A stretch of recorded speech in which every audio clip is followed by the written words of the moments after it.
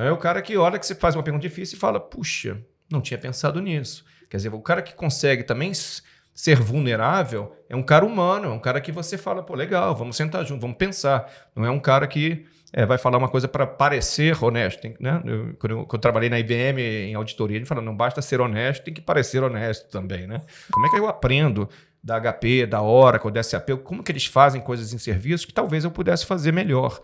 Então não vou destruir o concorrente, né? É como é que eu aprendo, como vocês podem estar fazendo algumas coisas melhores que eu. Você com dados só tem dados, você com opinião só tem opinião, você com opinião em cima de dados, aí sim você tem uma ideia que é relevante, né? que faz sentido. O fracasso é um caminho na jornada para o sucesso. E é necessário. A criança, quando começa a engatinhar, vai cair, não tem jeito. Né? E vai cair e vai aprender. Então, eu acho que essa cultura de aceitar a falha como uma parte da jornada e compartilhar com a comunidade. Às vezes os melhores produtos são simples. Não adianta botar feature número 187, que eu não vou achar no menu. Né? De repente, você vai fazer 3 coisas super bem feitas, que são super críticas, vai valer bem mais do que você tentar resolver 10 problemas mal e porcamente, digamos. Né? Sim. Fala galera, beleza? Flávio Logulo na área para mais um Granatum Cast, o podcast que fala de gestão financeira e empreendedorismo de um jeito que você entende. Hoje muito feliz, episódio de número 17 com um convidado muito especial, já falamos dele aqui, além obviamente da nossa gloriosa e indispensável Michele Silva. Obrigada. Olá pessoal, tudo bem? Quem fala é a Michele. Sou gerente de comunidade aqui no Granatum. Hoje eu tô super empolgada porque falaremos sobre habilidades. No final de semana eu tentei aprender a andar de bicicleta. O tema do episódio de hoje vem bem conjunto com esse momento que eu tô vivendo. Ainda não estou pedalando, mas em breve estarei. Flávio, qual que é o tema de hoje e quem que é o nosso convidado? Bom, hoje nós vamos falar sobre as habilidades que todo empreendedor, toda empreendedora deveria ter. E acho que uma das habilidades já é essa, Michele. Então, independente do tempo, é sempre tempo de se aprender alguma coisa nova. Hoje nós estamos aqui com ele. Rapaz, o currículo dele é tão extenso, tão gigante, mas eu vou fazer a leitura aqui, eu vou falar quem é ele a partir da minha ótica. Então, ele é um dos grandes transformadores, acredito que do mundo mesmo, né? Quando você transforma ideias, você transforma pessoas, você está transformando o mundo de verdade. E muito provavelmente, se você usa produtos da Microsoft, se você usa o Office 365, se você usa o Azure, você tem que agradecer, uma das pessoas que você tem que agradecer aqui está sentada à nossa frente. Então, muito bem-vindo, obrigadíssimo, direto de Israel aqui, para o Granatum Cast, Benny Rubinstein. Estamos ficando muito chiques. Muito obrigado, Flávio, você é gentil demais, mas eu agradeço suas palavras. É um prazer estar aqui com você. Como você sabe, eu acompanho seus podcasts e alguns dos últimos me mexeram bastante comigo. Inclusive, eu fui mencionado num deles. Então, resolvi vir aqui ao Vivo e a Cores. Isso é exatamente isso. Então, como o Benny aparece aqui, né? Uma das grandes transformações aqui do Granatum, e a gente vai levando adiante, é Magali. Magali, então, citou o Benny. Depois a gente ficou conversando aqui até muito tarde e ela citou bastante aqui sobre ele. Então, o Benny é uma pessoa que tem muito a agregar. E a gente tem recebido muito feedback, tá muito legal. Aliás, eu gostaria de mandar um muito obrigado pro público de Angola, cara. A gente tem recebido muito do público angolano. E que eu acho que eles carecem bastante desse tipo de conteúdo que a gente tenta fazer aqui, né? Simplificado, pé no chão, direto e reto, de resultado, né? Então, muito obrigado, continuem nos acompanhando, convide-nos que nós vamos para lá. Nossa, mundialmente, Granatum Cast mundialmente. E os recados oficiais? Exatamente. Antes de começar aqui nesse mergulho sobre as habilidades, queria agradecer demais o Granatum Financeiro, que é quem apoia essa ideia, financia, cede os espaços profissionais para a gente produzir esse conteúdo para você, produzir de graça, mas apoia a gente aqui financeiramente. Granatum Financeiro, se você não testou ainda, o melhor software de gestão financeira da galáxia. Então teste lá por 7 dias, aproveite aqui inclusive do nosso atendimento também. Gostaria de agradecer todo o time do Granatum que ajuda a gente com as pautas, mas em especial o Igor Jimenez atrás das câmeras, Romeu Rosa, que é quem cuida da marca e do produto, Romeu Rosa Lima. Tem rosa? Tem Nossa, sim. mas- Sempre aprendendo, né? Viu? E também Vitor Ranieri, que é o nosso jornalista, sugere as pautas, sugere as pesquisas, ajuda a gente aqui a embasar mais a nossa conversa. Certo? Esqueci alguma coisa, Michel? Não, só quero dar um recado que hoje convidar vocês para participarem do nosso grupo do WhatsApp.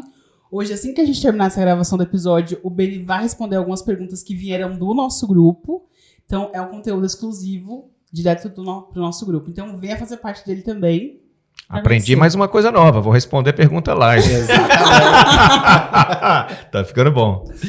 É isso.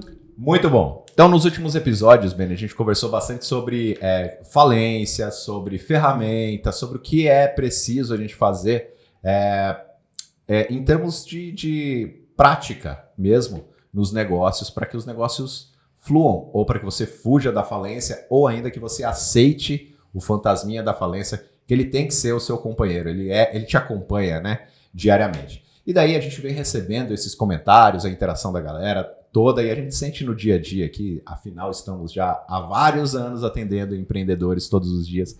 Então, as dúvidas principais, elas giram ali em torno do o que eu preciso aprender, que tipo de ferramenta eu preciso aprender, que tipo de coisa eu preciso fazer no dia a dia. Mas o que está por trás disso é a atitude. A gente conversou com o Renato, do Burger do Planalto, que tem uma cabeça assim, muito expansiva sobre esses assuntos. E a gente quis trazer ele justamente para mostrar que não é porque você tem uma hamburgueria num bairro que a sua mente ela tem que ser limitada a atender ali, ou atender mal, ou não se preocupar com questões de qualidade. Ele trouxe um conteúdo riquíssimo para a gente aqui sobre essas preocupações. E ali, por trás dele, eu tentei extrair, mas eu não consigo, né, a todo instante, existem as habilidades que já são naturais dele, né, do Renato, empreendedor, que tem muito a ver com bagagem histórica, no momento que ele nasce, como ele cresce e tudo mais. Então, ter essa capacidade de se autoanalisar já é uma habilidade. Mas queria que Beni, que tem essa experiência gigante, né, na Microsoft de transformação, tem ali acesso a contextos incríveis, gigantes, cifras enormes, porém nada muda do pequeno até o enorme. Verdade. Né? Então, assim, de saída, Beni, se você quiser já continuar aqui essa fala, fica à vontade. Mas antes, para você começar, eu falei quem é o Beni, mas eu queria quem é o Beni a partir da ótica do Beni. Tá certo, obrigado, Flávio, obrigado. Eu vou encurtar aqui porque os cabelos brancos estão florescendo aqui. Eu sou graduado em Engenharia de Computação pela PUC do Rio. Na realidade, eu comecei minha carreira técnica aos 12 ou 13 anos de idade. Eu desenvolvia sistemas para videoclube, quando existia VHS e Betamax, antes de ir para a faculdade. E, enfim, eu sempre sabia que eu ia seguir a carreira na área técnica, mas alguma coisa me dizia que eu era um engenheiro um pouco não convencional. Eu gostava, no lado ali, além de aprender a programar em Turbo Pascal e não sei mais o quê, de ler sobre psicologia, que é uma coisa que a gente vai falar um pouquinho hoje, né? Você me falou das habilidades, a gente vai chegar lá. Tem muita coisa de empatia, a gente vai falar um pouquinho. Eu acabei indo, eu era fã de vários cientistas, um dos meus ídolos sempre foi o Bill Gates, e eventualmente o meu sonho, eu fui para Israel trabalhar 1 ano, depois eu entrei em Wharton, eu fiz o MBA em Filadélfia, em Finanças e Planejamento Estratégico. Eu era uma minoria já lá, porque eu não queria ir para Investment Bank, não queria ir para Wall Street, e trabalhei um pouquinho em consultoria estratégica, tive a proposta da Microsoft em 2001, tive inclusive 6 propostas, era a que tinha o salário base mais baixo, e eu disse à recrutadora educadamente, eu venho para cá porque é um investimento de longo prazo, para mim é o meu pós-MBA, eu vou aprender, claro que o salário era bom, mas o meu objetivo não é maximizar lucro a curto prazo, era a minha carreira. E foi uma ótima escolha. Eu pensei que eu ia para 3 a 5 anos, eu fiquei 13 anos na Microsoft nos Estados Unidos, a gente vai falar talvez um pouquinho, você falou aí, todos os grupos de incubação, de Azure, de Software as a Service. Aprendi muito lá, como intrapreneur, né, como se chama. E depois decidi testar como é que era o Beni fora da Microsoft, o peixinho fora do aquário. Voltei para o Brasil em 2014, eu tinha realmente uma crença de que eu poderia tentar contribuir um pouco para o ecossistema de inovação do Brasil. Eu montei a primeira parceira da Microsoft Venture da América Latina, fizemos várias inversões no Brasil, inclusive a ACE, que é a Aceleratec, uma das maiores aceleradoras. E depois eu tive aquela ideia, fora um pouquinho da caixa, eu acho, para os padrões brasileiros, disse, vamos investir em Israel também. Putz, mas o que tem Israel? Bom, a gente vai falar um pouquinho disso. Eu virei investidor, eu trabalhei com vários empreendedores, trouxemos empresas israelenses para o Brasil. A Taranis é um exemplo de que é grande hoje no Brasil. Eles eram 3 caras com PowerPoint, né? Nós investimos com a tecnologia de agricultura. Enfim, depois de 3 anos nessa jornada, eu decidi me mudar para Israel. Eu recebi uma proposta da Microsoft para voltar. E aí eu assumi aí uma área que era realmente uma área de incubação, era a famosa transformação digital, que ninguém sabia o que era, tá? Ninguém. Acho que só o Satya Nadella sabia o que era. Escrevi um livro, Hit Refresh.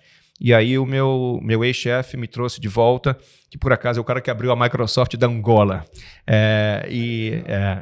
Enfim, o resto da história, eu fiquei mais 3 anos na Microsoft, eu cuidei do e-commerce para 104 países, e depois eu decidi que eu ia sair, fazer a imigração, estudar hebraico, e comecei a me voluntariar para entender o ecossistema. Fiquei uns 6 meses apoiando várias startups, e hoje eu me dedico a 3 startups em tempo parcial e também ajudo alguns bancos no Brasil a trazerem tecnologia de Israel. Show. Pouca experiência, Nossa, né? senhora. Legal. Essa história do... Respirar aqui. Super resumido. É interessante isso. Aí a curiosidade, antes da gente entrar aí num tópico mais embrionário, participar ali de um VC no Brasil, né, um fundo de venture capital. A minha geração, eu li ali agora um termo, geração Lean Startup. Então, em 2001 eu estava quebrando uma empresa, né? Isso é bom, isso é bom. E aí isso foi evoluindo, a gente no Brasil tinha pouquíssimo conhecimento e poucas ferramentas de validação e tudo mais. E eu sou dessa geração, né? Consegui empreender dando errado também, mas falhando nesses moldes mais enxutos e tal. Junto com isso eu conheci fundo de investimento, né? Como que estar desse lado aí, do investidor? O que você presta atenção, né, quando você vai observar um negócio? Excelente pergunta, e agora eu vou abrir, tomara que não precise editar isso aqui, que eu vou abrir as coisas não convencionais. Eu quando voltei para o Brasil para abrir a Acelera Partners, né, foi uma jornada, foi o primeiro empreendimento que eu fiz fora da Microsoft, né? A ideia começou dentro da Microsoft, isso aí a gente está falando de 2012, 2013. Você tem uma ideia, eu tinha um day job, eu era CMO da subsidiária americana para a área de cloud, ou seja, geograficamente eu não tinha nada a ver com o Brasil, e fui um péssimo pai, infelizmente. Meu filho nasceu, eu tirei licença paternidade e passei 3 meses trabalhando 12 horas por dia com a pessoa que liderava a parte de Emerging Markets, que era um colombiano, o Orlando Ayala, e com um israelense que hoje toca o programa de startup da Intel Global, que é o Tzahri Weisfeld, num projeto que começou numa mesinha desse tamanho aqui, e aí como uma semi-piada, né, eu falei, puxa, por que a gente não faz uma POC lá, uma POC, na América Latina? Aí eu dei uma risada pro Orlando, que ele é colombiano, se der tudo errado na América Latina, não tem problema, ninguém vai saber, né? Se der certo, a gente traz para o hemisfério norte. Isso virou o meu projeto para os próximos 3 anos. Então eu criei um fundo de VC, mas a nossa ideia era ser nem uma aceleradora, nem um VC tradicional. A gente queria mudar um pouquinho a dinâmica, a gente pode falar um pouquinho mais sobre isso.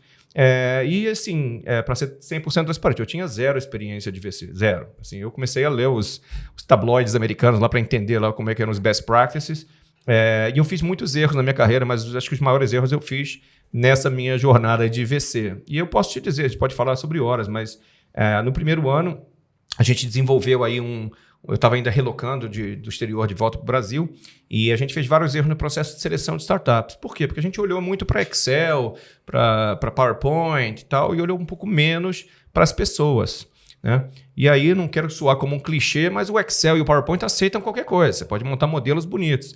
Mas no olho, a gente depois viu que, puxa vida, será que esse CEO é uma pessoa que você quer estar junto, né? Você quer? E aí a gente realmente teve que trocar o processo no ano seguinte. E eu falei, eu não sou um profissional de RH, eu trouxe um dos melhores headhunters do Brasil que contrata presidentes de multinacionais. Eu falei, você vai pegar esses empreendedores, você não vai ver o plano de negócios, você não vai olhar o Excel, você não vai olhar nada. Você vai ver se esse cara é um cara que a gente quer estar junto.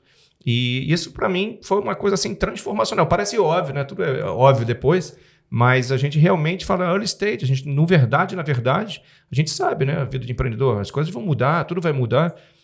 Você vai querer estar com essa pessoa depois que você mudar seu plano 2 ou 3 vezes ainda, né? Então, assim... Sensacional. Eu fiz essa pergunta totalmente enviesada justamente por conta disso, sim. Quando tudo era uma ideia, lá atrás também, a gente tinha PowerPoints feios, né? E em alguns lugares a nossa ideia era super bem vista e, nossa, isso é sensacional. E em outras era tipo, tá, legal. E eu sempre fiquei me questionando assim, falando, pô, a banca que tá me avaliando ali, ela simpatiza com o quê? Com o layout? Porque eu já fiz PowerPoint bonito e PowerPoint feio. E às vezes eu apresentava o feio e era super bem visto, e apresentava o bonito e era super mal visto, né? Então, legal você trazer isso. Então, transformou. Eu sempre tive essa ideia de eu olho para a pessoa que está empreendendo. Então, mesmo quando eu vou fazer mentoria ou alguma coisa assim, o meu critério de escolha é muito esse, né? De ver se a pessoa se combina a minha ideia, o lugar que essa pessoa está indo, até para que eu não me frustre também, né? Mas aí, você falou que contratou uma pessoa que é especialista em entender uma outra pessoa. Correto. E perguntou para ela, vê se essa pessoa aqui ela é um empreendedor que combina. Desculpa te interromper. É interessante você falar isso porque aí a gente entrando já no que você falou no preâmbulo aqui, as qualidades do empreendedor. Eu acho que a primeira delas é a humildade. Um bom empreendedor, ele é humilde. Né? Humilde não quer dizer que você não tem autoconfiança, você vai projetar confiança. Mas a primeira coisa que eu percebi, você falou, pô, seu currículo é lindo e tal. Mas, cara, eu como VC, eu olhava para eu acho que eu não tenho as qualificações ainda de VC, vou aprender, mas eu estou aprendendo.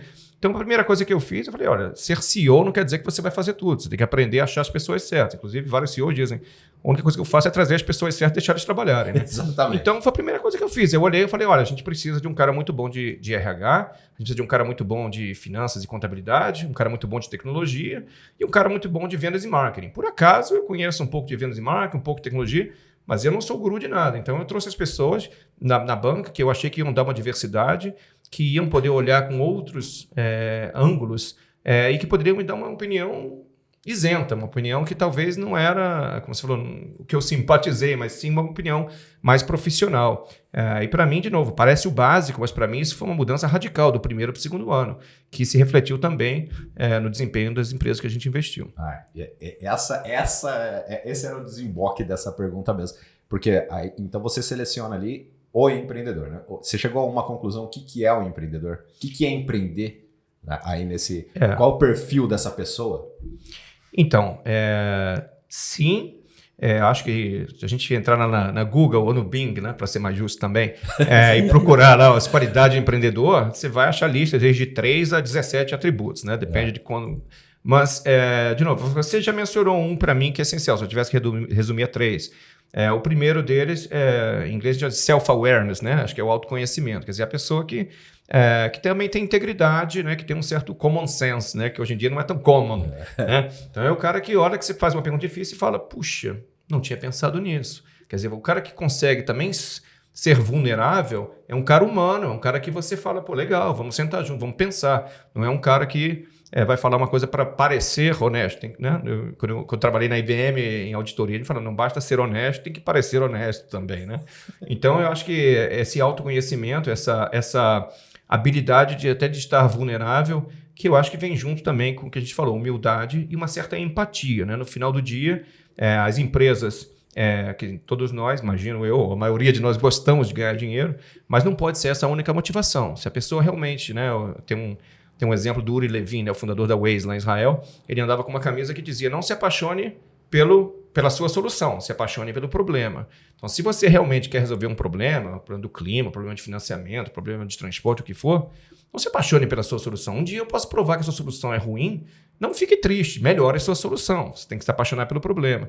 Isso requer que a pessoa tenha uma motivação não só de ficar rico, mas de realmente resolver o problema. Né? Então, nem sempre elas estão alinhadas. Então, assim, esse é um tópico mais profundo, mas eu queria realçar que acho que são aspectos que são difíceis de ensinar da faculdade, né? São aspectos que talvez venham ou de criação ou de algum outro valor. Tem a ver com o ego, né? Tem a ver com o autoconhecimento, ele é muito difícil, né? Não à toa a gente tem terapia, assim, muito mais pessoas fazendo terapia e tudo mais, porque realmente, e muitas vezes, quando você se conhece, você quer passar um pano ali para o que você não concorda com você mesmo. Exato. Show. Maravilha. Você falou de autoconhecimento, empatia, Humildade. E aí vem a quarta, que eu acho que é essencial, talvez seja até a primeira, não sei, todas elas andam juntos, que é a curiosidade intelectual. E, de novo, elas caminham juntos, né? Assim, não que eu seja um grande exemplo, mas eu quando entrei na Celebra, eu não sou a referência do mercado de VC, eu estou começando hoje o VC. Então vamos aprender com quem é bom. E não é uma vergonha, né? Então eu acho que o bom empreendedor também é aquele que olha e fala, puxa, Beni, eu sou aqui um cara bambambam, sou CTO aqui, mas a Microsoft, você me traz esse cara lá de fora para me ensinar alguma coisa que eu não conheça, né? Eu sou CPA aqui, CFA e tal, mas o que eu posso melhorar na minha gestão financeira, né? Então é aquela curiosidade de sempre querer aprender. A gente falou brincando aqui no começo, mas assim, o mundo muda, né? Então, mesmo que você fosse ótimo em alguma coisa há 2 anos, não quer dizer muita coisa hoje, né?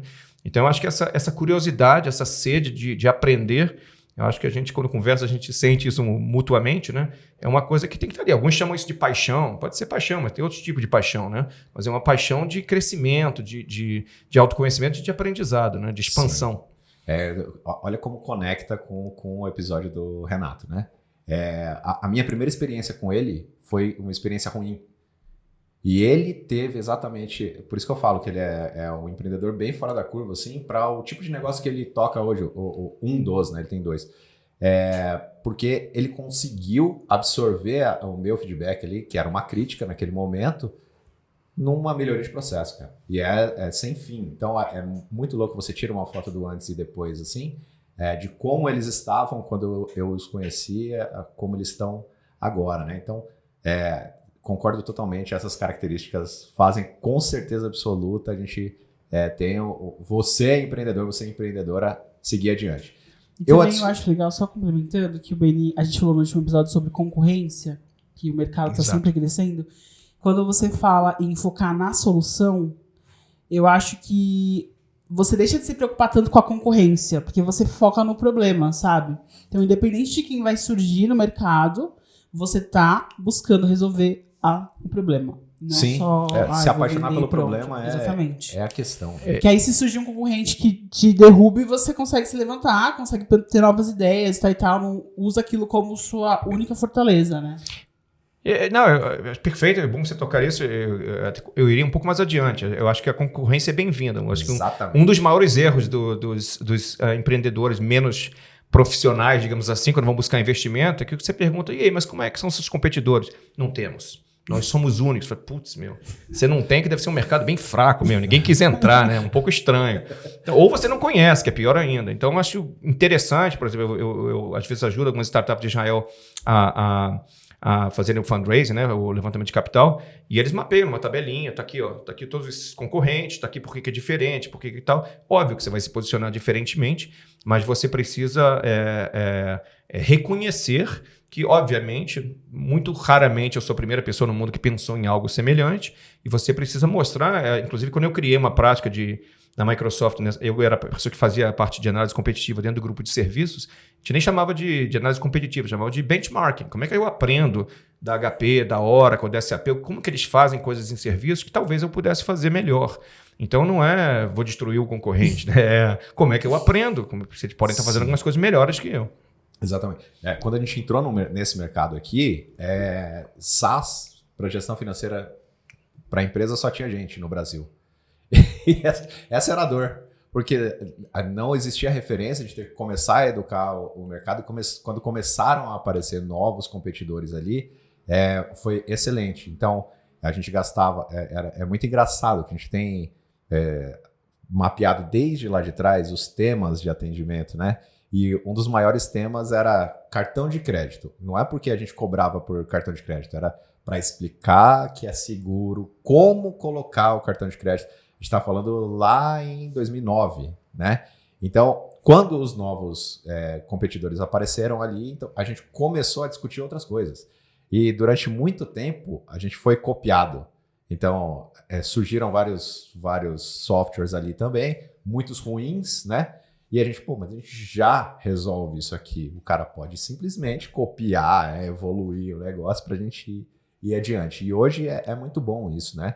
E como você bem falou, acho que eu não consigo ver uma coisa que seja altamente disruptiva. E que bom que tem gente que quer copiar a sua ideia, senão que ela deve ser boa pra caramba. Exatamente. Não, eu sentia lisonjeado. Só que era um negócio assim, lançava aqui um mês e uma semana depois, lançava lá. Pô, eu tô investindo pesquisa e desenvolvimento aqui para todo mundo, né, para o mercado. Isso virou um pouquinho. E agora o que eu percebo, né, pelo menos nos concorrentes que a gente tem, o que diferencia a gente é justamente o traço de personalidade que a gente trouxe para o nosso negócio. Então, quando você liga para cá, você fala com um ser humano, você fala no chat com um ser humano. Óbvio, né, que a gente otimiza várias rotinas. Então, para adiantar o que você quer falar, você fala com um robozinho no começo, mas depois você sempre desemboca numa solução. E essa solução, ela é, em algumas instâncias, trazida para discussão em todo mundo. Às vezes parece pequeno, mas eu faço questão de trazer isso. Nenhum problema é pequeno se ele é recorrente, porque ele vai trazer um aprendizado gigante para todo o time. Então a gente senta semanalmente, a gente tem uma reunião onde senta todo mundo e a gente dá um overview entre todas as áreas ali e compartilha as coisas. E ali é sem julgamento. Não importa se é um problema pequeno, não tem julgamento de tamanho de problema. Tem acontecimentos, fatos, ações, atividades que a gente está fazendo ali para fazer com que a coisa se desenvolva, né? E as outras pessoas também sigam adiante. Acho que entender que existe uma velocidade para o seu negócio, existem problemas entendidos pelo seu negócio a serem resolvidos. Eu acho que é uma grande virada de chave e uma calma que tem que ser desenvolvida também, né? Então, perceber que eu tenho um problema a ser resolvido. Então, a gente já tem Uber, a gente já tem 99, a gente já tem os competidores ali. Eu posso vir com uma outra solução, por exemplo, uma solução local, por exemplo, uma solução que desdobra locação de carro para motorista, locação de moto para entregador, sempre na sua calma, né? Sempre na velocidade. Que você respeite a velocidade do seu negócio, mas que você nunca esqueça do problema que você tá atacando, né? E acho que um conceito aí, pelo menos países como Israel, que são muito avançados tecnologicamente, às vezes a tecnologia está à frente do marketing, né? O pessoal acha que marketing é besteira, não precisa, porque a tecnologia é boa, mas o marketing, se a gente for abstrair não as campanhas de marketing, social media, etc., é conhecer o seu cliente. Então, no momento que eu sou um especialista em transporte e estou fazendo uma nova alternativa aos incumbentes, quem será a minha audiência, né? É aquela pessoa idosa que talvez não consiga usar o telefone, é uma pessoa com dificuldade de mobilidade, é uma pessoa com diferente poder aquisitivo, é uma pessoa muito jovem, enfim, é uma pessoa que não fala o meu idioma. Quer dizer, quanto mais volta àquela questão da intimidade, da empatia, quer dizer, quanto mais eu conhecer o meu cliente e que problema realmente eu estou tentando resolver, porque o problema do transporte é um problema genérico. O problema, se eu vou viajar daqui para Serra Negra, é diferente do que se eu vou daqui até Congonhas para o aeroporto. Então, de novo, entender muito bem o seu cliente e a problemática, talvez às vezes vale mais do que você, como você falou, copiei a nova feature lá. Tá bom, mas talvez sua audiência não priorize essa feature, né? Exatamente. Eu acho que ter clareza do recorte que você atende é muito importante, né? Como faz para conhecer esse recorte, Benny? Como que eu faço para pesquisar? Claro, tem o Bing, tem o Google, tem... você pode ir até a internet e encontrar esses recortes aí. Mas dados, a gente tem acesso a dados. O que eu tenho que prestar atenção para recortar, né? Para fazer o recorte ideal para o meu negócio? Eu tenho que me aproximar, eu pessoalmente tenho que me aproximar desse problema, eu tenho que... Qual que como que eu faço esse recorte aí? Excelente sua pergunta, porque você está perguntando todos os dilemas que eu não sabia a resposta quando eu comecei. eu em 2008, eu vou contar uma história rápida aqui, desde que eu nasci, meu pai é médico, meu sonho era ser médico, não era ser engenheiro, né? E eu brincava com a pastinha dele de médico e tal. E aí eu descobri que tanto eu como minha irmã desmaiávamos quando víamos sangue, né? Então eu falei, bom, acho que não vai ser uma carreira muito promissora. Eu acho que eu vou para tecnologia, um dia eu me encontro com saúde. E esse dia chegou em 2008. Eu estava na Microsoft já há 7 anos, eu era gerente de produtos global, eu tinha, vamos dizer, um know-how bom para gerente de produto global e zero conhecimentos de saúde. Então eu sentei lá, descobri que tinha uma posição para gerente de produto dentro do grupo de Microsoft Research, na área de saúde. Fui lá, vi lá que tinha 10 requerimentos, os primeiros 9 eu tinha, perfeito. O 10º era 10 anos de experiência na área de saúde, tinha nenhum, né? E aí eu fui lá, já foi uma tirada um pouco israelense, assim, eu cheguei lá, falei, pô, tal.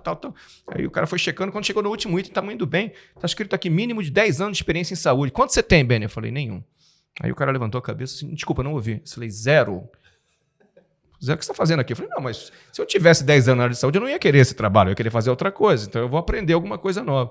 Por que eu contei essa história longa, né? O que você falou. Quando eu entrei lá, eu falei, bom, mas eu não sou médico. A minha experiência que eu tenho é o quê? De eu consultório médico, mas meu pai é médico, eu já resolvi tudo em casa, então eu não tinha experiência nenhuma, na verdade. O que a gente começou a fazer? A gente, por exemplo, começou... meu approach, né? Não sei se é o único ou o melhor, mas primeiro entender o lado econômico, né? Você está falando principalmente de B2B, você tem que entender o seguinte, health é uma indústria de $1 trilhão nos Estados Unidos, muito ineficiente. Se o Bill Gates não resolveu o problema, muito menos eu, mas... Vamos focar, não dá para mudar o mundo e vamos começar a arrumar o nosso quarto, né? E aí a gente descobriu que, economicamente, pelos dados econômicos, as 5 maiores doenças crônicas, que eram COPD, etc., umas doenças específicas, diabetes e tal, geravam 80% dos recursos financeiros com muito baixo resultado. Então, vamos resolver só esses problemas. E aí a gente escolheu um desses 5, a gente escolheu demência, e a gente foi para o NHS e falou, bom, vocês têm um budget gigantesco, vocês têm um problema, a gente quer tentar fazer uma prova de conceito só para pacientes com demência. A gente acha que a gente tem a tecnologia que vai ajudar, a gente tem uma visão do que é o futuro da saúde, mas vamos focar primeiro nisso. Vamos escolher um local, uma cidade, que não é Londres, uma cidade menor, e vamos tentar fazer um projeto entendendo quem são os pacientes dementes. Entrevistamos, obviamente, os parentes, que eram quem cuidavam deles, as enfermeiras, os médicos, e criamos um ambiente que a gente chamava até de um teatro, né? Não um teatro de entretenimento, um teatro real, com fisicamente os cenários, e a gente interagia, como é que essa pessoa acorda, como é que o parente que não mora com ele vê pela câmera o que aconteceu, como é que a gente administra, enfim, a gente realmente criou os cenários, a gente tinha um conceito de não definir product features, era jobs. Qual é o trabalho que eu quero fazer? O trabalho é, sei lá, agendar uma consulta. O trabalho é administrar a droga. O trabalho é ver se a pessoa não caiu no chão e precisa de uma ambulância. Então, a gente realmente fez um trabalho bem metódico, mas usando o exemplo real das pessoas que estão vivendo aquele dia a dia, né? Que, de novo, não eram só equipe médica, eram os familiares que estavam envolvidos. Não é nenhum projeto assim, altamente científico complexo, mas era um processo que requeria a gente entender que primeiro tem que ter foco, não dá para falar de saúde, tem que falar de um caso específico, e que não dá para a gente também fazer da literatura só olhando pelas ferramentas de search. Você tem que estar lá, você tem que ir, você tem que desenvolver o projeto e ver o que você não sabe. Entender o contexto, né?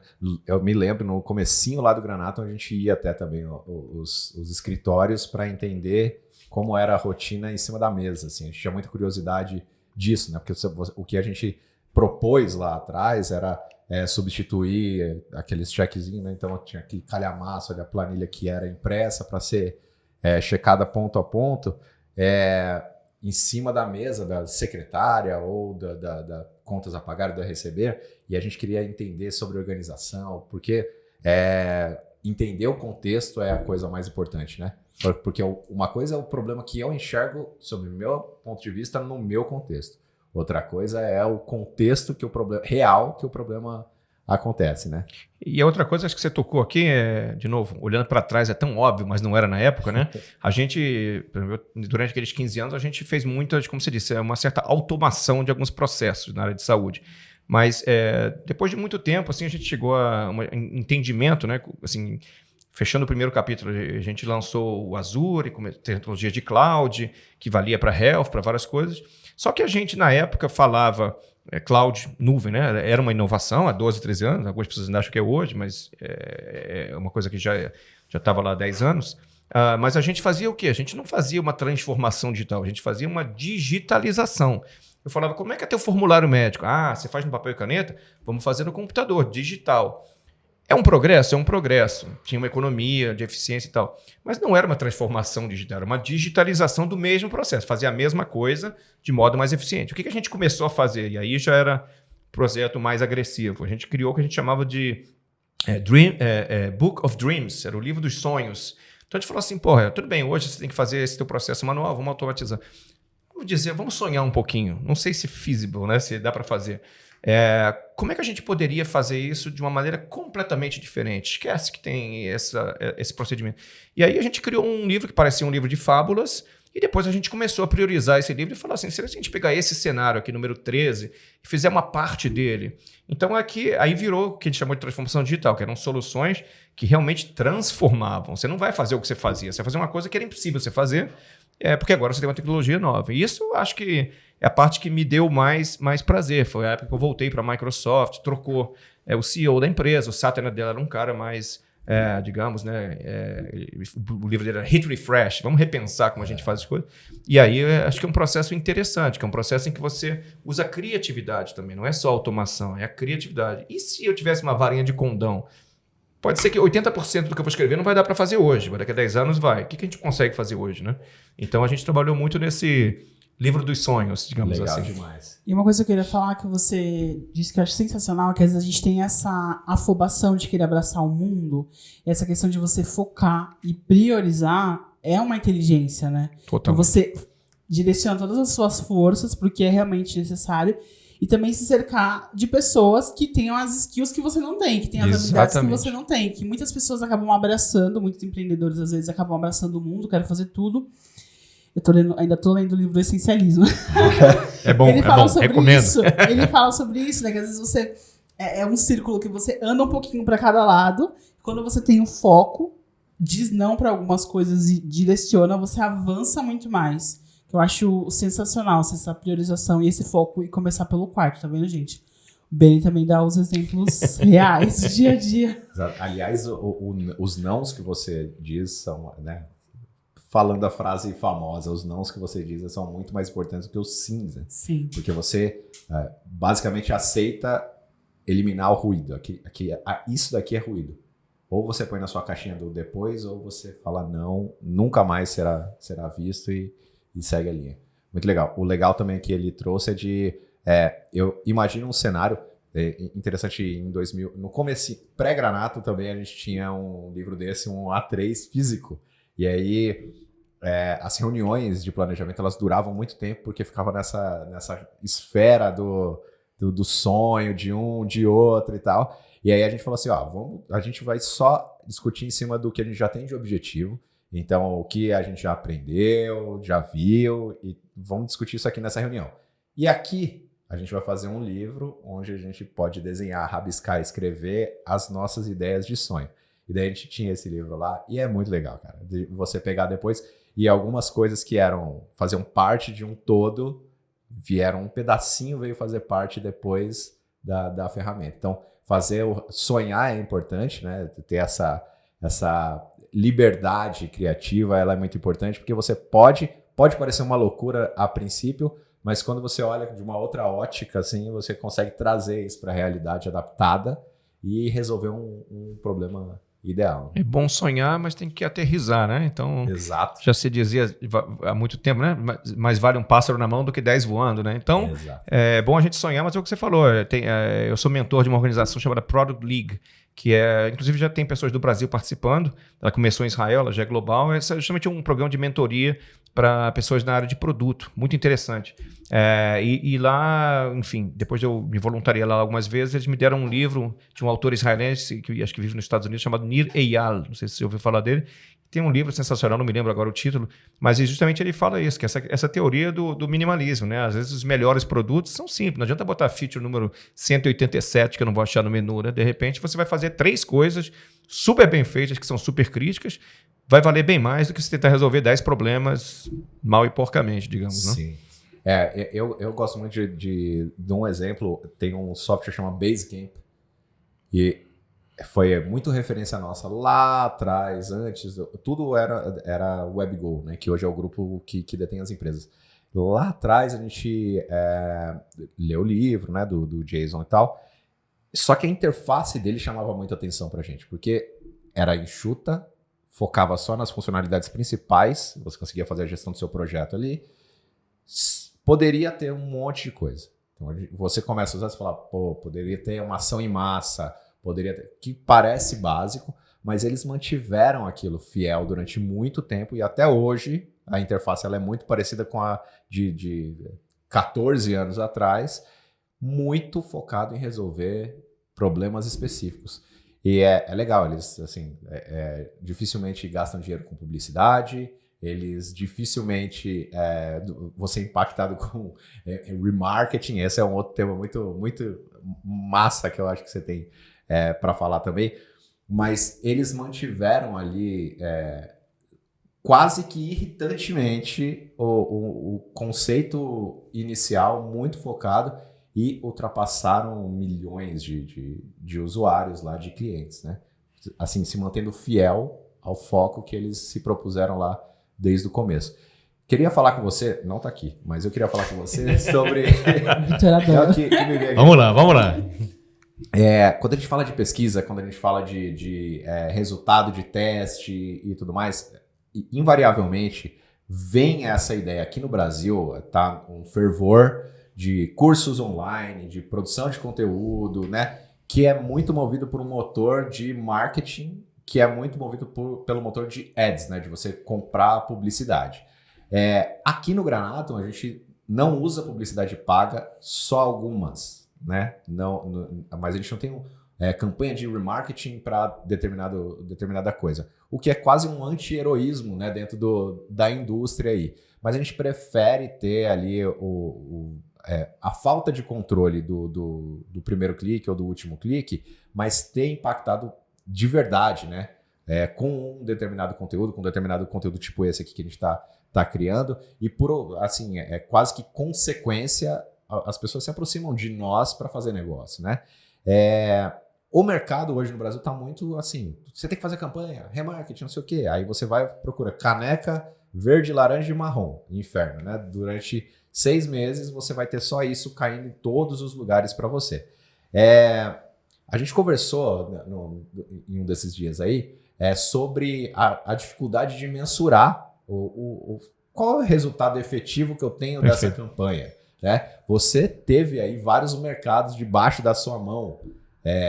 Como faz, Beni? Ou você fazia, e é possível você controlar um determinado resultado de uma ação para um determinado tipo de venda, para um determinado tipo de produto? Porque o que a gente falou aqui até agora foi de apaixone-se pelo problema, conheça o contexto e ofereça alguma coisa que resolva isso daí, certo? Beleza. Em momento nenhum a gente está falando assim, pega aquele pequeno pedaço daquela experiência e começa a procurar pessoas que procuraram esse pequeno pedaço da experiência. Pode ser uma ferramenta, né? Mas nada garante que o fechamento de uma venda vai acontecer por conta disso. Como que foi para você nesse contexto e o que você tem que falar sobre isso? Flávio, parece que você está olhando dentro do meu cérebro quais são as maiores falhas e dificuldades que eu tive na minha vida e perguntando a pergunta que vai gerar... Conta aí, Beni. Não, em toda seriedade, eu acho que isso é uma pergunta central, de novo, acho que baseado no que a gente estava falando aqui, né? Quando eu estava em 2001 fazendo o lançamento do Visual Studio .NET, né? Na época do Bill Gates, do .NET, XML e tal, o nosso slogan era Less is More. Né? Parece bobo assim, mas less is more. Quando você às vezes tem menos, mas você tem mais resultado. Respondendo a sua pergunta, assim, um dos exemplos, né? Como eu te falei, a minha carreira ela foi, digamos, 70%, 80% na área de B2B. Então, B2B eu acho que é um pouquinho mais, não diria fácil, mas é um pouco mais quantificável o impacto, né? Se você traz uma tecnologia de cloud para uma empresa de mineração, você consegue medir o impacto no negócio, né? O modelo de consumidor, para mim, já era mais desconhecido, né? Porque o que você falou, você vai medir engajamento na social media, like, ok, tem algum valor, mas não é exatamente o que eu precisava medir para saber o impacto. Então, quando eu assumi a área de e-commerce da Microsoft, de novo, eu acho que eu tenho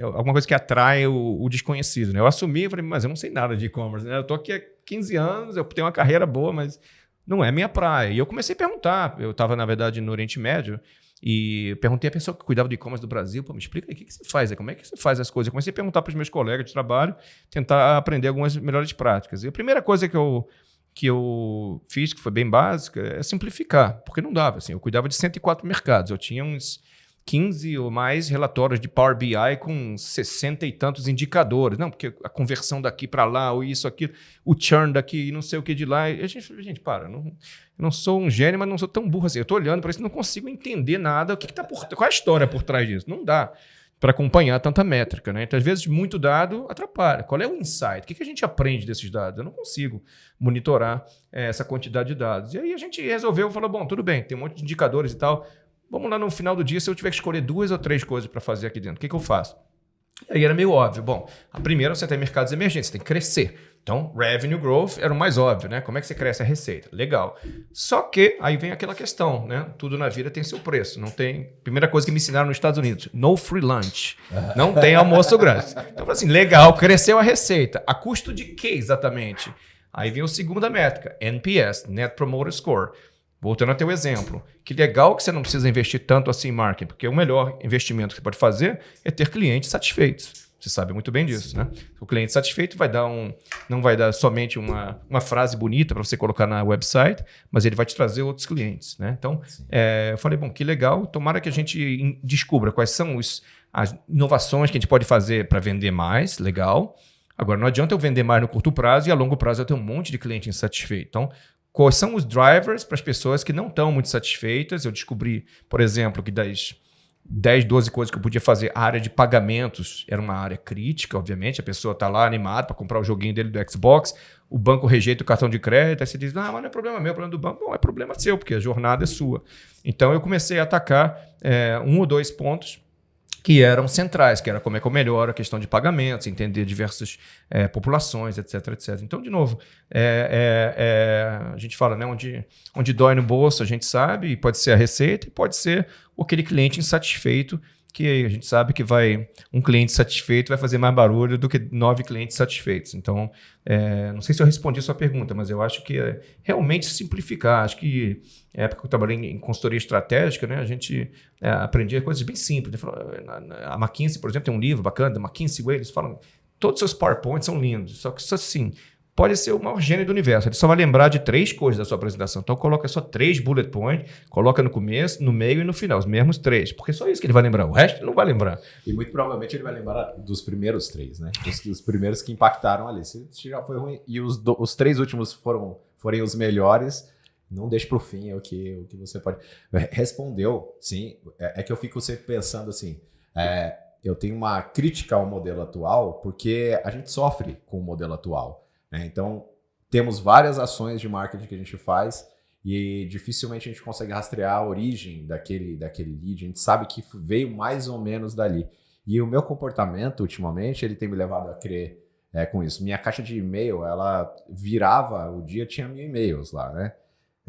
Não é possível. E eu fui lá ver, 900 eram só de coisas que eu me inscrevi. Então, realmente, conteúdo relevante que eu escolhi, mas aí eu fui dando unsubscribe lá, fui me desinscrevendo de todas elas. E aí eu fiquei, nesse momento, me imaginando como um profissional de marketing. O cara provavelmente entendeu que aquela campanha me fez sair, então aí ele vai mapear e traçar o meu comportamento todo a partir daquela campanha. E é uma coisa louca, porque eu me saí da lista de algumas coisas que me interessam, mas no momento eu não quero. E aí eu vou ser muito provavelmente desprezado por essa oferta, pelas próximas ofertas, baseado num único gatilho. Eu acho que o que a gente está falando aqui, né, sobre contexto, empatia, humildade, é de tentar ir um pouco mais além desse comportamento simples. Então eu te fiz essa pergunta totalmente enviesada, porque Benny em vários mercados ao mesmo tempo, responsável por vários mercados, vendo dashboards. E eu li uma frase aí, não me lembro quem foi, não consigo acreditar de novo, que você com dados só tem dados, você com opinião só tem opinião, você com opinião em cima de dados, aí sim você tem uma ideia que é relevante, né? que faz sentido. E acho que é também muito isso, né? Se você tem um negócio, tem que ir além, não só confiar nos indicadores que o mercado está dizendo para você. O próprio NPS, a gente usa aqui no Granato há muito tempo. E a gente fez ajustes, né? Porque a gente começou a fazer o NPS por safra. Antes a gente fazia totalmente errado. Então a gente usava a metodologia de um jeito bem errado assim. E a gente foi evoluindo, mas ainda assim, apesar da gente ter um NPS que é ok, né? Parece que está todo mundo satisfeito ali. O descontentamento com um único indicador, para nós ainda é muito grande. Então, acho que queria só trazer essa história de a gente precisa ir muito mais além enquanto empreendedor para entender várias nuances, né? Então eu tenho que olhar para o NPS e entender o que aquilo me sinaliza e não o que aquilo me responde. Eu tenho que olhar para o primeiro clique e entender o que sinaliza e não o que responde, para o último clique, para o churn. E o casamento desses dados aí, buscar resposta no casamento desses dados, né? E aí, Flávio, eu vou até aqui fazer uma pequena provocação, que foi a gente vai vivendo e aprendendo, né? Eu sou engenheiro, eu trabalhava em marketing com a parte analítica e aí existe aí uma coisa também que a gente precisa lembrar, que nós somos seres humanos, né? E o ser humano, a gente agora está trabalhando, não sei se você conhece o Dan Ariely. O Dan Ariely é maior autoridade hoje no mundo no que se chama Behavior Economics, né? E o Behavior Economics, o que é? Ele basicamente provou que praticamente os meus últimos 20 anos, aí, desde que eu fui para a Wharton estudar economia, microeconomia, a gente acreditava numa premissa que não é necessariamente real. Qual é a nossa premissa? Pô, nós somos executivos, nós somos racionais, né? O ser humano é racional. Se essa opção é melhor do que aquela, é óbvio que eu vou fazer isso. Mas não é óbvio, né? Nós somos humanos, nós temos emoções. Às vezes a gente fala, né, até essas discussões de homens executivos, mulheres executivas, essas discussões, você é emocional, você é isso, como se fosse uma coisa ruim você olhar a sua emoção, a sua intuição. Mas não é o contrário, né? A pessoa que só olha o NPV, que só olha o Excel, provavelmente está errado, porque não é que não é importante o dado, não é importante o número, é importante a emoção, e emoção é difícil de medir. Hoje eu trabalho com várias startups israelenses que estão fazendo exatamente isso, eles pegam a inteligência artificial, muitos dados, seu salário, seu CEP, o que quer que seja lá que você tenha de dados para prover, e eles tentam observar o seu comportamento. Você é uma pessoa impulsiva, você é uma pessoa depressiva, você é uma pessoa que tem um problema de agressividade, enfim.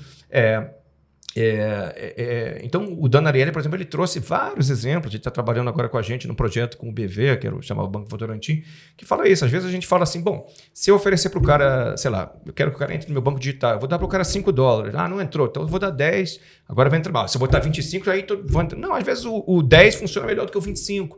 Por quê? Porque dinheiro é bom, 25 é mais que 10, mas às vezes a maneira como você comunicou aquilo ali gerou uma emoção que o cara fala, pô, tô me sentindo bem. Então não é só a questão, não é que dinheiro não é importante, mas dinheiro não é a única motivação, acho que a maioria de nós consegue entender.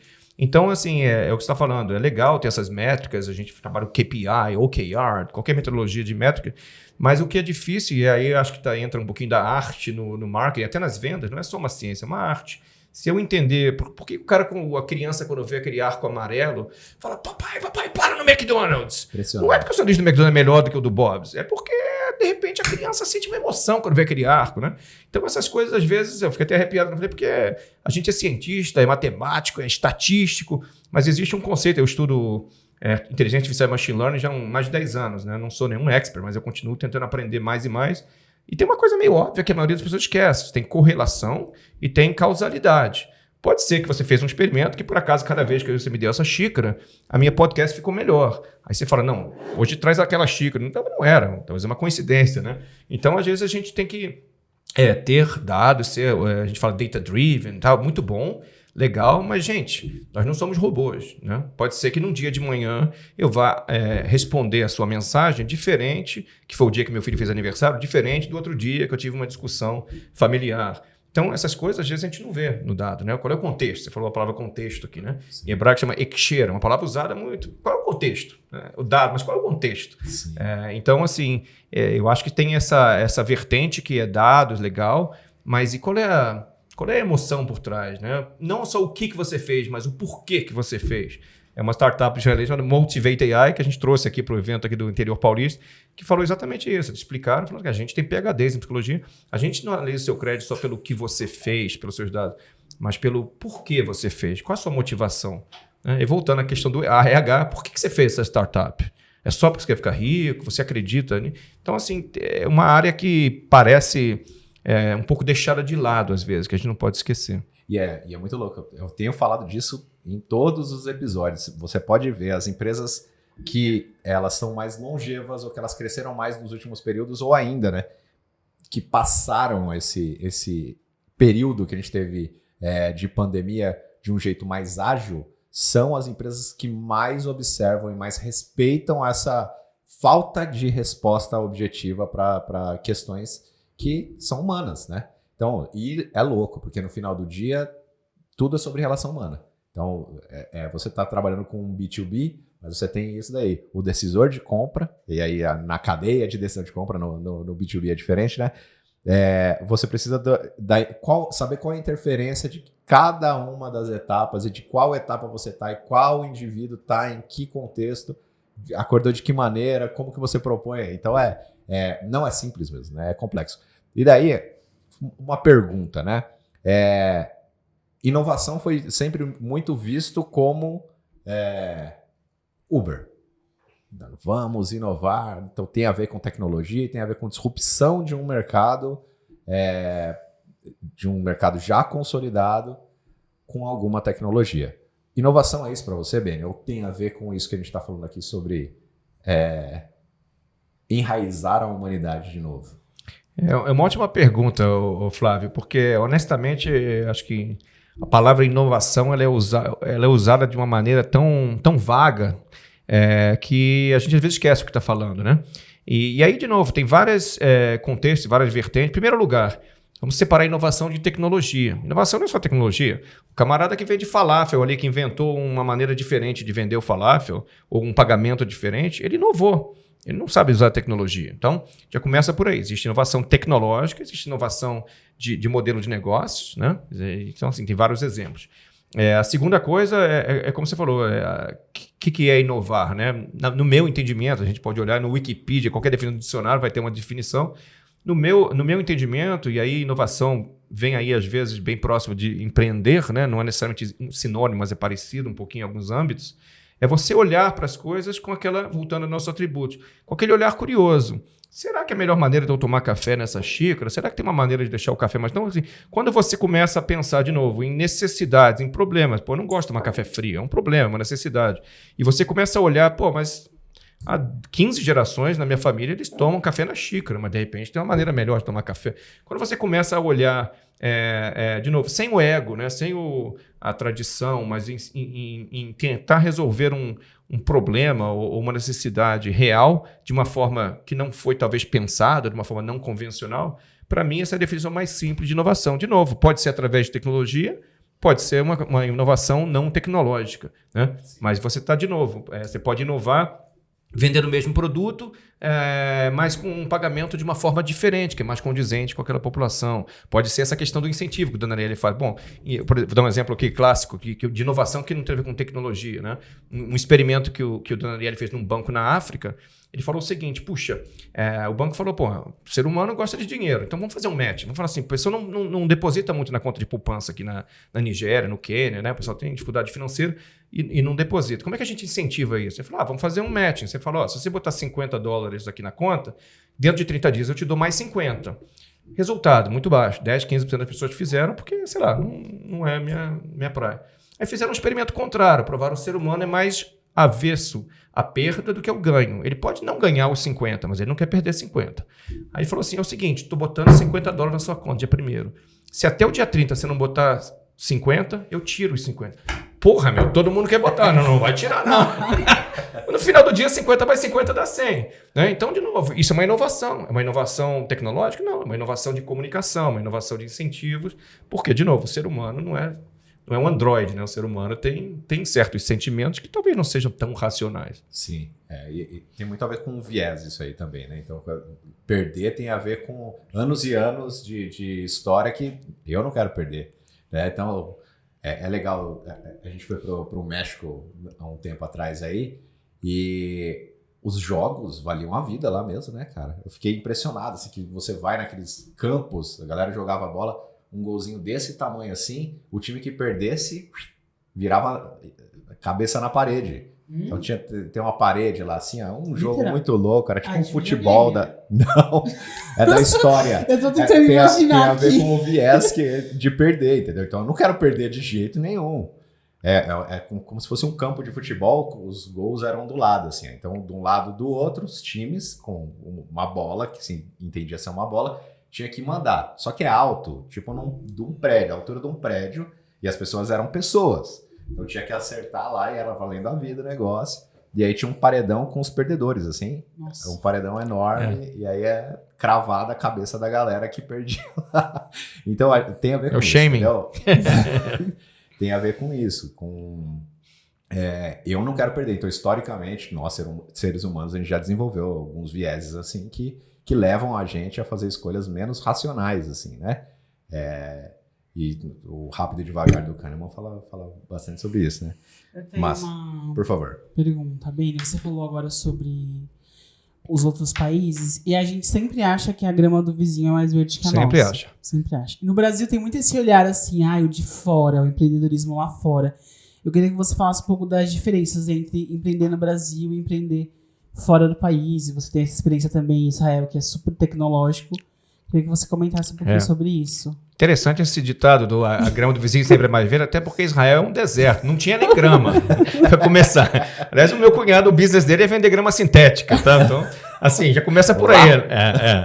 Então, assim, de novo, cada país tem seus desafios e seus benefícios, né? Eu sempre falo, de novo, não tem mundo perfeito, né? O Brasil tem muita dificuldade, a África tem, Israel tem, não faltam dificuldades, eu posso ficar aqui até amanhã te contando elas. Mas eu diria que tem uma coisa, de novo, um pouco que não é muito intuitiva, né? Na realidade, desde que eu vim para o Brasil empreender, o que eu descobri, né? De novo, o pessoal fala, mas você está em Israel, Estados Unidos, muito mais fácil aqui, vem ver aqui como é que é difícil. Claro que é difícil, só que empreender é difícil em qualquer lugar do mundo. Só que aqui no Brasil, eu acho que tem uma dificuldade que, na verdade, ela vem de uma ausência de dificuldade, que é o seguinte, muitas empresas, startups, por exemplo, você pode se estabelecer em São Paulo. Se você for razoavelmente bem sucedido, você vai conseguir ter um sustento, né? Pode não virar um unicórnio, mas você vai sobreviver. Se você quiser se expandir um pouquinho mais, você pode ir para o Sul, você pode ir para o Nordeste, você pode ir para Minas Gerais, para o Rio de Janeiro. Então, assim, você não necessariamente precisa sair do Brasil para você sobreviver. O Brasil é um país de 210 milhões de pessoas. Você tem um mercado aqui doméstico. Israel é o seguinte, você não sabe falar inglês? Se vira, porque só tem 13 milhões no mundo de pessoas que falam hebraico. Segundo lugar, você não vai sobreviver vendendo para o market share que você conseguir sobre 10 milhões. Vamos dizer que você tenha 100% de market share. Você vai vender para 10 milhões de pessoas. Qual é o business que você consegue botar de pé com 10 milhões de pessoas? Então, começa por aí. A empresa em Israel não tem o dilema de um empreendedor no Brasil, por exemplo, de pensar, será que eu preciso ser global? Uma empresa americana, a mesma coisa. Será que eu preciso ser global? Será que eu vou expandir para a Europa? Para quê? Então, Israel já começa por aí. Tem uma dificuldade que o mercado interno já não existe, não é útil. Então, tem que aprender outro idioma, tem que pegar o avião, viajar para a Europa, viajar para os Estados Unidos, explorar a Ásia, explorar a América Latina. Então, de novo, essa é uma das vertentes. Tá? Então, acho que existe uma tendência no Brasil a pensar que internacionalização é um luxo. Israel é uma necessidade. Né? Assim como segurança. Israel é uma necessidade. Se investe muito na indústria militar, não porque se gosta, pelo contrário, porque se precisa, senão a gente não estaria lá. Então, acho que tem muitos outros fatores. Agora, óbvio, tem outras questões muito mais positivas. Se você olhar proporcionalmente à população de Israel, que é muito pequena, o valor financeiro de investimentos disponível de fundos de venture capital proporcional a uma população é 2 vezes o valor dos Estados Unidos. Por quê? Porque você tem uma concentração muito grande. Você tem mais de 6 mil startups num país cuja área é do tamanho do estado do Sergipe. Então, assim, é óbvio que você vai ter os números per capita são muito altos, né? Mas, assim, de novo, é um país muito pequeno, com muito poucos recursos naturais. Ao contrário do Brasil, não tem água, não tem muitas coisas, então, que tiveram que criar tecnologia de irrigação. Então, assim, respondendo a sua pergunta, cada país tem dificuldades diferentes. Eu acho que Israel, até é difícil você comparar, né? São laranjas e maçãs, mas até por ter algumas dificuldades grandes e únicas, o empreendedor já tem que sair pronto para encarar o mundo. Tem que ter uma cabeça global. E eu acho que talvez no Brasil seja uma coisa que você vai em algum momento pensar se é uma coisa que precisa ou que você quer. Né? Tem vários outros elementos, mas eu acho que esse é um deles. Eu acho que tem outros elementos mais positivos lá. Por exemplo, a pesquisa de inovação em universidades, ela é um pouquinho mais aplicada, né? Não é só para publicar paper. Não desmérito ao mundo acadêmico, é legal, mas você tem, por exemplo, na Universidade Hebraica de Jerusalém, no Technion, na Universidade de Tel Aviv, muitos professores que criam suas startups, que tem um braço da universidade que faz a transferência de tecnologia para a indústria. Então, assim, existe a pesquisa pura, que tem seu valor, mas existe muita processos para transferência de tecnologia. Então, você consegue uma propriedade intelectual que veio de um centro de pesquisa que pode ser aplicada. Então, assim, tem certas áreas que, de fato, a grama é um pouquinho mais verde, em outros casos não tem grama. Não é nem cinza. Legal demais. Você falou aí do empreendedor tem que sair pronto. Existe um conceito de empreendedor pronto, Beni? Então, esse é outro ponto que você falou aqui no começo, eu estava guardando aqui, mas agora é a hora de soltar, né? E a gente tem, não só em Israel, aliás, tá? É um conceito, por acaso até foi criado no México, não sei como nem porquê, mas é muito grande em Israel. Você tem um evento que as pessoas esperam assim por meses na fila de espera. E, desculpa, eu vou falar o nome, que é o nome do evento. Chama-se Fuck Up Night. Fuck Up Night, como o nome diz, você vai lá numa noite, num evento, sai de casa para o trabalho, deixa seu filho em casa, para escutar histórias de fuck up, ou seja, histórias de pessoas que fizeram coisas muito erradas. Quando eu estou falando pessoas, são advogados, são donos de empresas de publicidade, são pessoas, por exemplo, uma das histórias, um cara que fez uma campanha lá para a Coca-Cola de Israel que foi um desastre. E o cara, pensa nisso, o cara se aplicou, saiu de casa, deixou um recém-nascido em casa, talvez por isso que ele quis ir para deixar o recém-nascido. Foi lá e contou a história para 200, 300 pessoas das besteiras que ele fez naquele projeto. Aí você pensa assim, não é meio também, voltando à questão da irracionalidade. Pô, o cara quer queimar a reputação dele, ele vai contar que ele fez essa besteira com a Coca-Cola, será que a Pepsi-Cola vai contratar o cara? Mas então, lá é valorizado, não é que a gente queira fracassar, óbvio que não quer dar certo, mas a gente fala, o fracasso é um caminho na jornada para o sucesso.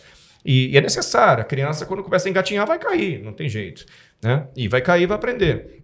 Então, eu acho que essa cultura de aceitar a falha como uma parte da jornada e compartilhar com a comunidade. Não vou esconder embaixo do tapete, que é uma vergonha. Não. Eu vou pedir para ir lá de noite, de graça, contar para 300 pessoas, que é para ninguém fazer essa besteira que eu fiz. Faça outra besteira. Essa aí já está catalogada. Então, acho que esse espírito de comunidade, de não ter muita vergonha, que eles chamam também de chutzpah, né? Chutzpah é uma audácia, né? Não precisa esconder no tapete. Inclusive, o cara até faz um crédito. Eu trabalho com um empreendedor sensacional e ele sempre fala, essa é a minha terceira startup. Ah, puta. Aí ele fala, a segunda, ela foi muito bem, mas a primeira eu quebrei. E ele acha legal contar essa história, porque é assim que ele aprendeu a fazer a segunda e é por isso que a terceira vai dar certo, né? Então, eu acho que esse é um elemento assim, interessante. A gente está trazendo para o Brasil, no polo de inovação lá do interior paulista, vai se chamar, já tem nome até, vai se chamar Deu Merda. Vai ser o nome do evento. E acontece toda hora, né? Toda hora. Eu tenho 2 falências penduradas em mim. Então, e eu gosto de falar isso daí também. Porque falta de experiência num contexto totalmente diferente, porque a gente não tinha tanto acesso a esse tipo de conteúdo, né? Hoje, se a gente procura sobre histórias, você consegue pegar a sua referência. Então, você, por exemplo, o seu ídolo era o Bill Gates lá, né? Eu admirava demais ele. Era difícil de ter acesso ao que ele diz, ao que ele pensa, ao que ele fala. Hoje já é mais tranquilo, né? Então, eu quebrei, né, num contexto onde não tinha nenhuma referência e, ao contrário, os empreendedores era só se abrir o CNPJ que ia dar certo, né? Olha lá, virou empresário lá, tá vendo? Que é os conceitos totalmente deturpados, né? E agora a gente encontra... Eu, pelo menos, consigo entender que as pessoas elas estão falhando mais rápido, mas num recorte social mais para cima do que para baixo. Então, a gente conversou aqui com o André, a gente apoia uma ONG chamada Base há muito tempo, e o André, ele está dentro do Capão Redondo, não sei se conhece aqui em São Paulo, é um bairro da Zona Sul, da periferia, onde o empreendedorismo acontece na veia ali, só que é one shot. Então, o cara trabalhou lá durante 13, 14, 15 anos numa empresa, pegou ali a sua rescisão e investiu tudo no carrinho de cachorro-quente, na tapioca, e muitas vezes dá muito errado, né? Então, eu percebo que nesse recorte social que a gente consegue enxergar mais, ou pelo menos a bolha que a gente vive e está mais incluído, eu consigo ver que a falha ela é mais aceita. Mas nos recortes mais baixos, a falha ela é muito crítica, cara, né? Então, para você que nos ouve aqui, não sei se você está em qual dessas camadas você está, Existem técnicas importantes que podem ser aplicadas, que você não precisa dar exatamente, fazer toda a sua aposta em um negócio. Você pode fazer pequenas apostas, validar esse seu negócio. Esse conceito que para nós, né, da nossa bolha do empreendedorismo aqui, é muito natural, de falhar, de testar, teste AB, e testa mercado, e faz pesquisa e não sei o quê. Isso pode ser aplicado também para quem Com tem certeza. menos recurso, né? E consegue, tem menos acesso aos recursos que a gente tem. Então, E como você falou, acho que a gente às vezes esquece um pouquinho, né?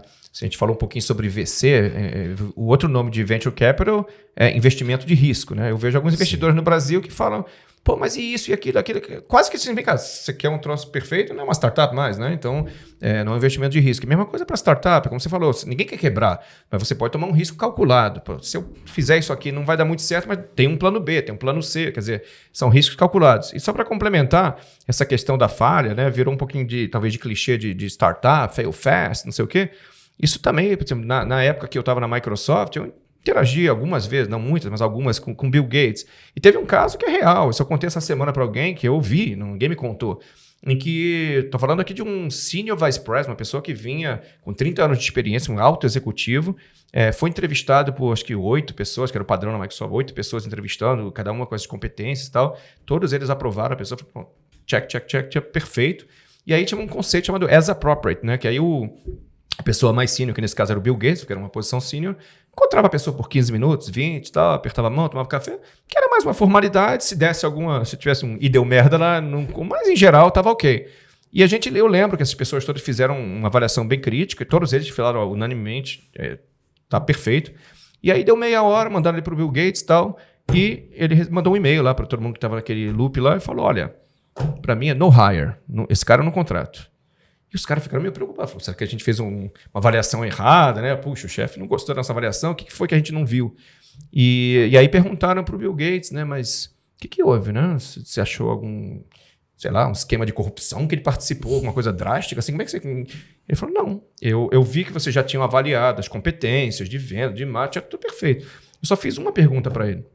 Eu perguntei, me conte sobre o seu maior fracasso. O cara parou, pensou... Não tem nenhuma história para contar. Ele falou, a entrevista está concluída.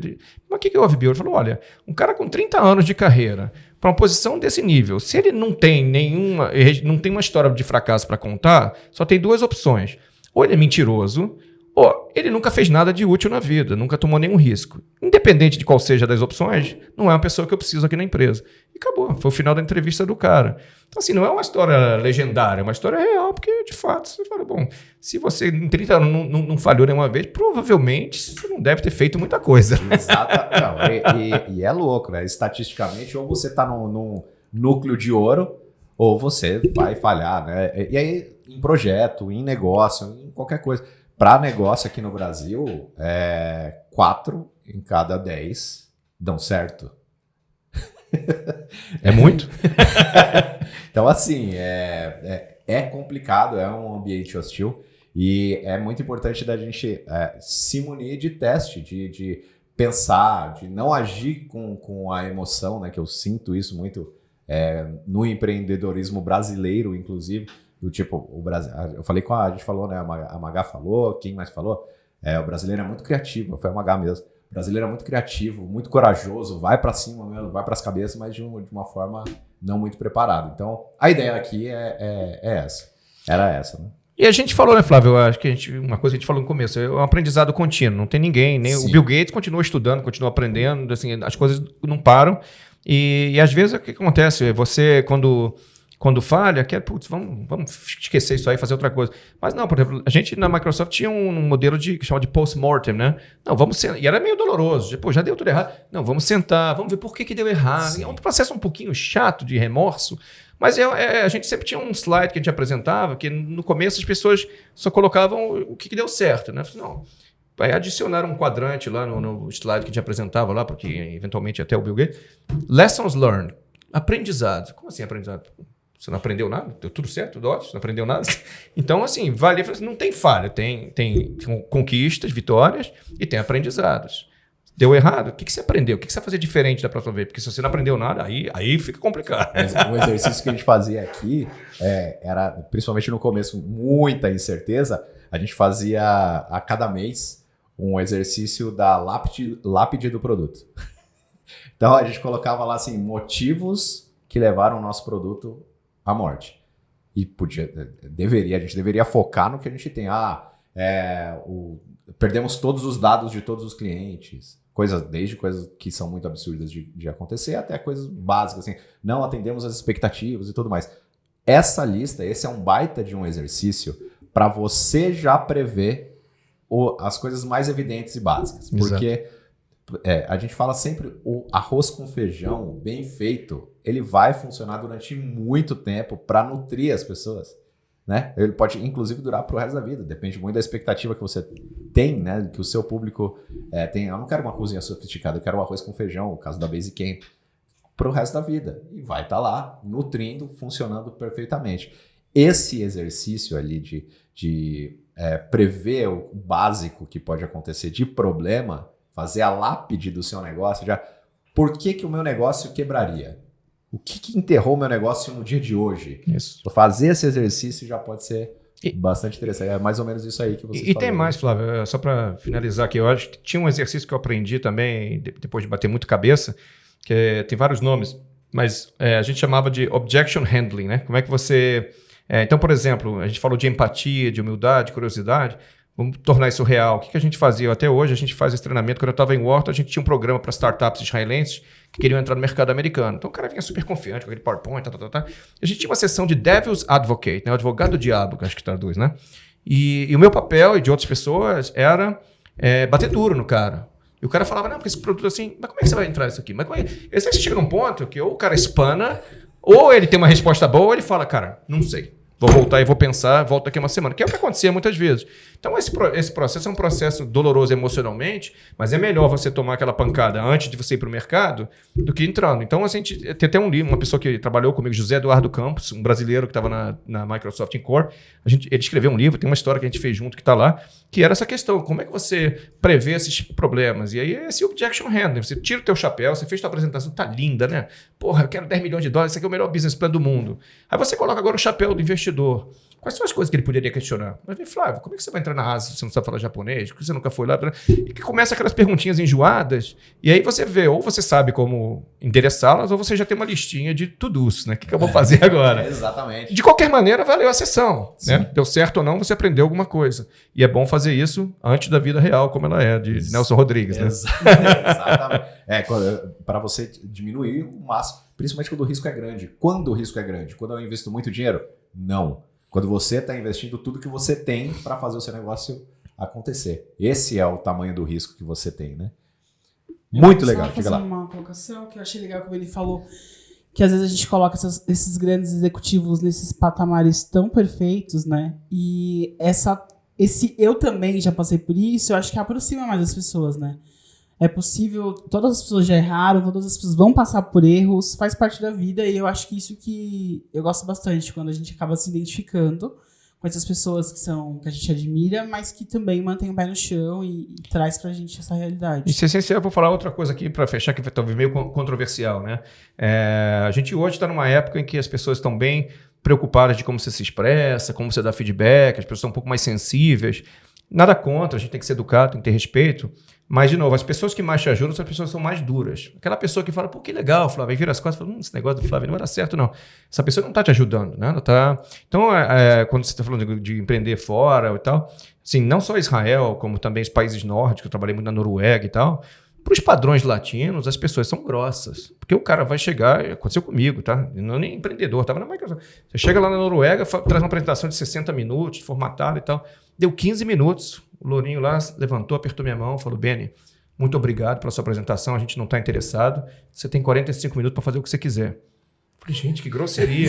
Depois de 10 anos eu estava conversando com uma pessoa que eu estava mentorando, eu falei, pô, esse cara foi o cara mais legal que eu já conheci, porque ele sabia que não ia fazer negócio comigo, em vez dele deixar eu falar mais 45 minutos, gastar meu gogó, ele falou, pô, você tem outra reunião depois, vai se preparar para outra, toma um café, pode usar minha sala com ar-condicionado. Mas é uma questão, de novo, não é de ser grosso, é de respeitar o seu tempo. Então isso também é outra coisa que você fala como é a diferença. Eu acho que todo lugar tem seus prós e contras. Eu acho que a cultura latina, as pessoas são super simpáticas, são super agradáveis, mas às vezes elas gastam o seu tempo. E o tempo, ele fala, tem duas coisas que falam, tempo é dinheiro. Tempo não é dinheiro, porque dinheiro vai e volta, tempo não volta. Então, assim, isso é uma coisa para pensar culturalmente. Você vai para Israel, você começou a falar, o cara já tá. E aí, o que você vai fazer? Você fala, pô, deixa eu falar, mas o cara quer saber se vai ter. O cara do país nórdico também. Então, assim, é uma coisa que o brasileiro, às vezes, é um pouco prolixo, um pouco, né? Tem muita. Tá dando volta. Tipo, qual é o seu ponto? O que você quer fazer? Fala logo o que você quer fazer e a gente começa a pensar se vale a pena ou não. Então, essa é outra questão aí que eu, quando fui para os Estados Unidos, achava o pessoal era muito grosso lá. Depois eu falei, poxa, mas. Que legal, o cara tá, né, preservando o meu tempo, que é a única coisa que eu tenho que não vai voltar nunca mais, né? Cara, e é um presente, né? É um presente. Esses feedbacks que dão a oportunidade de a gente melhorar, eu sempre enxerguei muito como presente. Obviamente que é um lugar desconfortável. Lógico. Assim, mas empreender a gente tem que sair da zona de conforto, né, Flávio? Não. Depois que você começa a tomar esse tipo de paulada e lidar bem, né? Paulada entre várias aspas, né? Porque é uma pancada inicial, você pode até ir lá no seu canto, chorar, remoer, mas tenta tirar, sem positividade tóxica aqui, negativo. Tenta tirar qual é a mensagem. Exatamente. De novo, por que essa pessoa fez isso? Né? E aí tem o benefício da dúvida. Não é porque a pessoa é grossa, é porque ela viu tem um furo na sua lógica que ela não vai querer fazer. Então, tenta entender o porquê, em vez de ficar revoltado com a grosseria e tal, porque aquilo ali pode te ajudar muito. Mais do que o cara que vai dar um tapinha e falar, puxa, que legal, vamos falando? Vamos tomar outro café? E não vai fazer, né? Exatamente. Isso do tempo, adorei. Vou usar agora essa do tempo. Muito bom. Adorei, Beni. Muito obrigado pelo papo. Acho que teria mais horas e horas. A gente poderia fazer você perder seu voo, com certeza. Muito legal, gostei demais. Acho que cada tópico que a gente toca aqui, eu espero que seja um gatilho para você que está aí ouvindo e para a gente também aqui, né? Continuar esses tópicos em outros encontros, porque a ideia é provocar. Tem tanto conteúdo, a gente falou sobre tanta coisa aqui, sobre tanta coisa legal que dá para aprofundar, dá para pesquisar, dá para perguntar para a gente, acione a gente, né? Seja onde for, nas redes sociais, já deixa seus contatos aí também.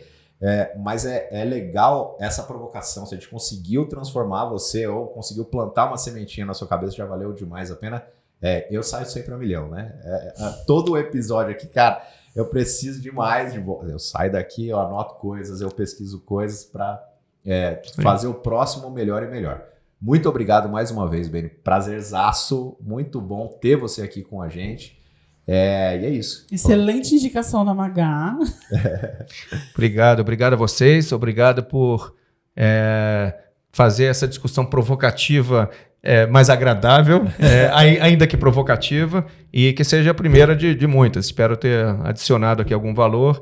Fique à vontade para se conectar pelo LinkedIn. Passa aí seus contatos. Mais contatos. Bom, acho que é o único Beni com N só. B-E-N-Y. Beni Rubinstein. Pode se conectar, me seguir no LinkedIn. Eu tenho algumas publicações também na Revista Brasil, depois eu vou te passar os links, uns artigos em português sobre inovação. Legal. Acho que é uma publicação bem interessante de brasileiros que moram em Israel. Eu tenho lá alguns vídeos, alguns conteúdos na revista, acho que vale a pena também dar uma olhada. Legal demais. E também os arrobas do Beni vão ficar aqui embaixo na descrição para quem estiver assistindo a gente. Vai estar tudo anotadinho para vocês seguirem ele, tá bom? Passem os recados. É isso aí. Bom, recados. Então, continuando aqui o nosso papo, a gente tem um curso para ajudar você que quer sair do lugar. Curso gratuito que a gente fez durante a pandemia. É um curso que te leva do zero à prática da gestão financeira. E a gente está falando para você que empreende, para você que trabalha no financeiro. Você vai entender ali vários conceitos e como usar ferramentas para você se tornar mais eficiente. A gente falou no episódio anterior com o Renato sobre a importância de monitorar os indicadores. O Beni falou os dashboards, que são importantes para você lidar com o seu negócio, para você aprender. Então, do Zero à Prática vai te ensinar conceitos e como usar os principais indicadores para você fazer a gestão financeira eficiente aí no seu negócio. Não interessa se você trabalha no negócio, você empreende. É para todo mundo. É de graça e a gente fez com muito amor e carinho. Comunidade.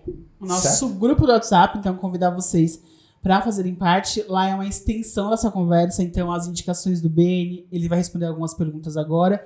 Então, quero convidar vocês a fazer parte, testar o Granato, por favor, por 7 dias de forma gratuita, fazer a gestão financeira da sua empresa.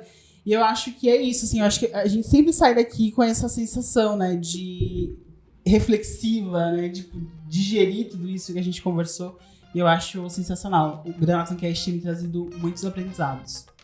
Muito bom. É isso aí. Obrigado mais uma vez. Obrigado, Michele. Obrigado, Beni. Até semana que vem, galera. Super beijo, até Valeu. a próxima.